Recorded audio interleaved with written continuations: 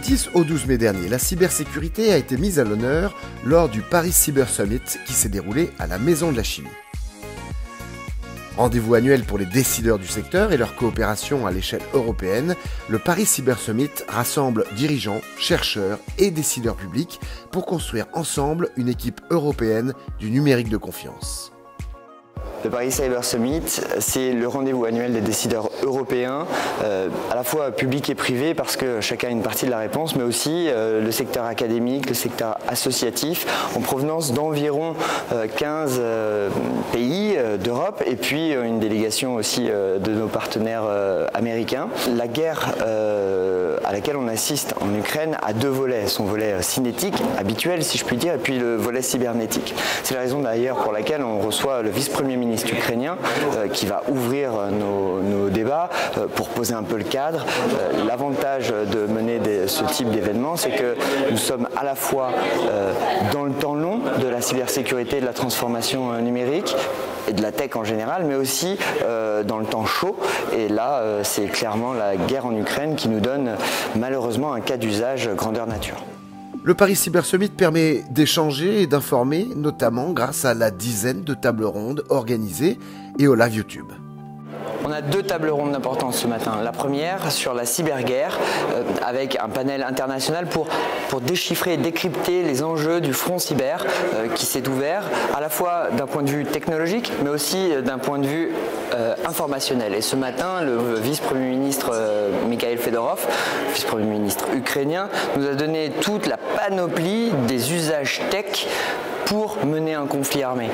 Cette première table ronde va décrypter l'intervention du vice-premier ministre, mais aussi apporter sa propre expérience. Et puis, quand on parle de conflit armé, on parle forcément d'infrastructures critiques.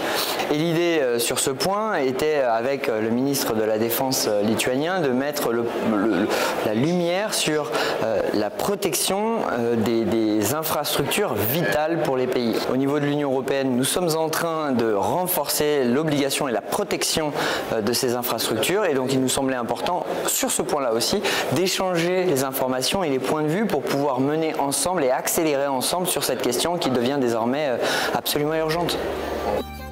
L'objectif de ces rencontres est de fixer les grands enjeux en termes de cybersécurité et d'y répondre par la coopération. Les enjeux de la cybersécurité qui sont aussi déterminés par le développement des menaces aujourd'hui de la cybersécurité qui sont protéiformes. L'Agence nationale de la sécurité des systèmes d'information a publié en mars un rapport sur l'ensemble de ces menaces décrivant une croissance de plus de 40% des attaques, une cybercriminalité, espionnage, extorsion de fonds, donc toutes les dynamiques connues se développent. Et là, c'est l'occasion de la mobilisation de l'ensemble de l'industrie française, PME, start-up et grands groupes, tous ensemble, dans une logique de solidarité. Nous sommes là donc en face de défis majeurs où l'industrie française se doit de se mobiliser tous ensemble pour faire face à ces défis. Pays hôte de deux événements sportifs mondialement diffusés, la Coupe du Monde de rugby 2023 et les Jeux Olympiques 2024, la France se doit de prendre une place de leader dans le secteur de la cybersécurité par l'innovation et en rendant les métiers du secteur plus attractifs. Donc la France présente plusieurs pépites comme Gatewatcher qui sont des potentiels leaders dans leur domaine. Nous pour le domaine du NDR, Network Detection and Response. Et je pense qu'à ce sujet-là, le campus cyber qui vient d'ouvrir va permettre de faire éclore un écosystème prestigieux et dynamique en termes d'industriel de la cyber. C'est un domaine où il y a beaucoup d'emplois et qui est assez bien rémunéré. Et donc je pense qu'il faut sensibiliser les jeunes dans les collèges, les lycées et les parents qui sont aussi à l'écoute des métiers qui offriront un avenir plein de potentiel à leurs enfants. Cet événement de la filière française participe au rayonnement de son industrie avec pour objectif de construire une véritable Europe de la cyber.